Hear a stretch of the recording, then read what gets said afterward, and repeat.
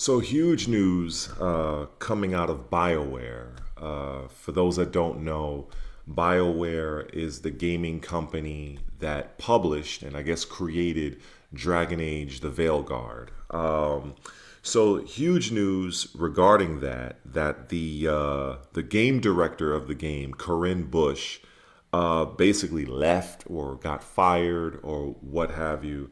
So I want to get into this news and then I want to give my take on it. So let's head on over to my Twitter where I kind of reposted the article.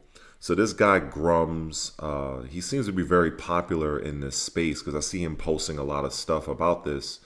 Leak Corinne Busche, game director of Dragon Age Veilguard, has left BioWare and EA. BioWare Edmonton, the Veilguard studio, to be shuttered. The farewell email was shared with me, and I verified her leaving with Smash JT. Smash JT, I know, is a YouTuber. I am subscribed to his channel. He has a lot of cool stuff, great content. So let's see. So it says here, oh wow, look at this.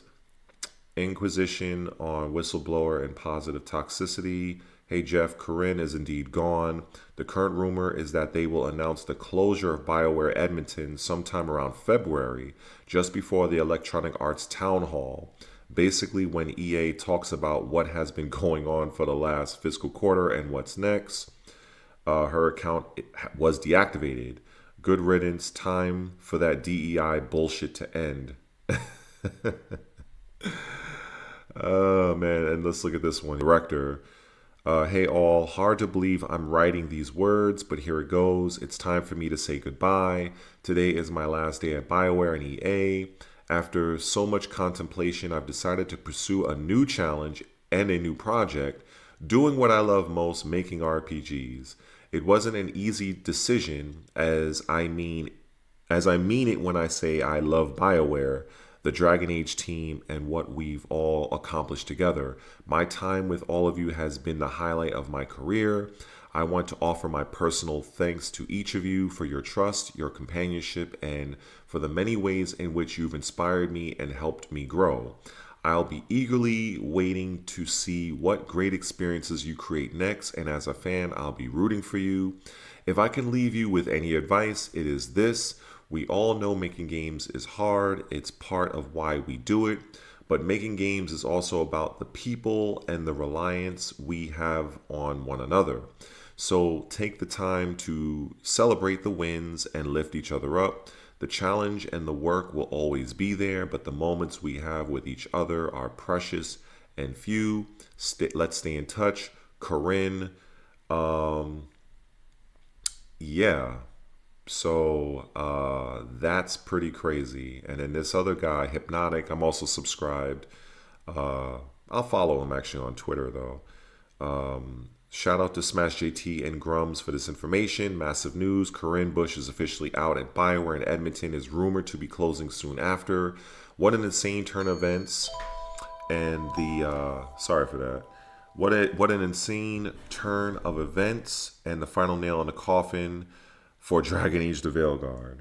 So yeah, that's crazy, but it's not something that is I remember initially when I did my one of my videos I've done on the Dragon Age game, Veilguard, where I went to the Steam charts and I saw the concurrent players on PC, and within I think the first 48 hours, the game didn't even crack 100,000 users, which is significant because it definitely tells a story. It doesn't tell the whole story because I play on Xbox, but from a PC standpoint, if the game was very popular and strong, it would reflect that on those numbers. Much like other games at the time, I remember Monster Hunter. It was only a demo for that game, and it was like 1 million users. It was some insane number. And hell, even Baldur's Gate 3,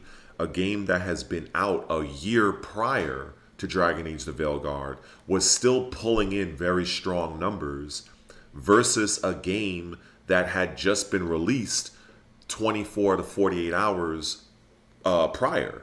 So it doesn't surprise me that this game failed.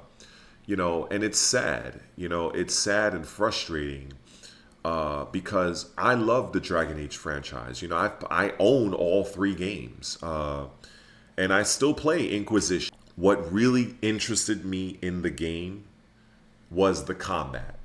I personally enjoyed the combat, and that video they showed snippets of the combat as well as some of the many skills that you can acquire.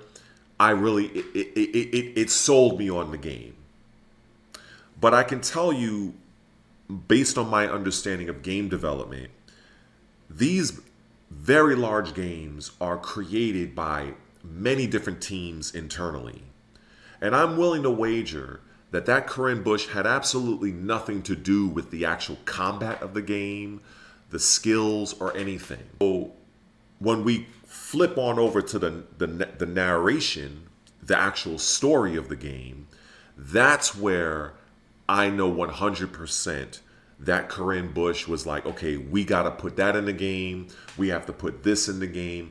And the lead writer, who I believe is a guy named Patrick Weeks, another weirdo, those dudes that the ones that put purple hair or green hair, those freaks. More often than not, more than likely, to correct myself, that's probably going to be the guy that's going to ascend through the ranks, unless he quits too. And again, this is just, it's massive news, but it's also sad because now, where does Dragon Age as a franchise go? Now that EA is closing the entire studio that created this flop. It really frustrates me when I see this happens to franchises that I love, that I grew up playing and watching, and it's like you just see it being slowly destroyed by these people that want to claim that the world is so against them that we need to accept them for what they are and who they are. But yet and still, my main question to all of them is, why don't you guys just create your own franchise? Why do you always have to create within something that's already established? It makes me really think of the whole Trojan horse deal, where they're using the Trojan horse, something that we normal people love and respect, and they're using that to gain our attention, but inside the horse is a whole bunch of fuckery in it.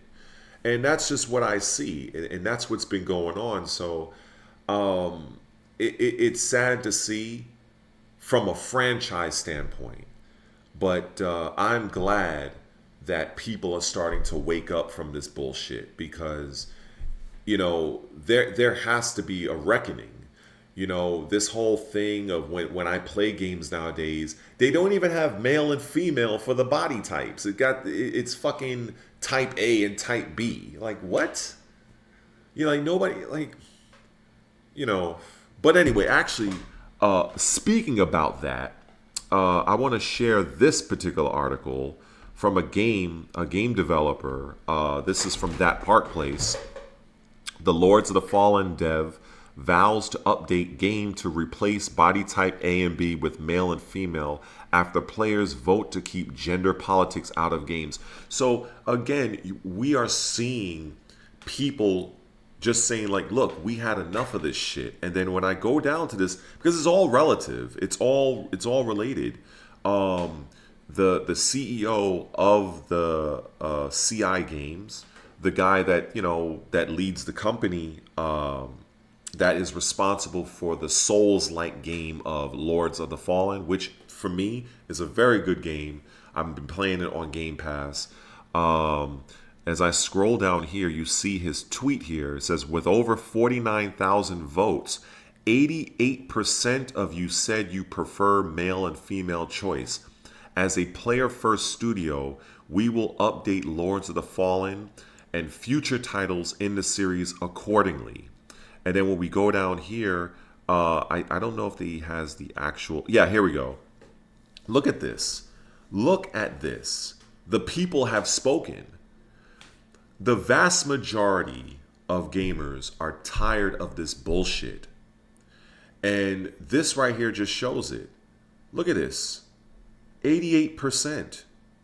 88%. So, when I look at this whole thing with Dragon Age, all of this DEI and the woke, it's all connected. It's not compartmentalized. And I think that there are people out there that feel that. I think there are people that feel like, oh, it's just only here. No, it's been everywhere.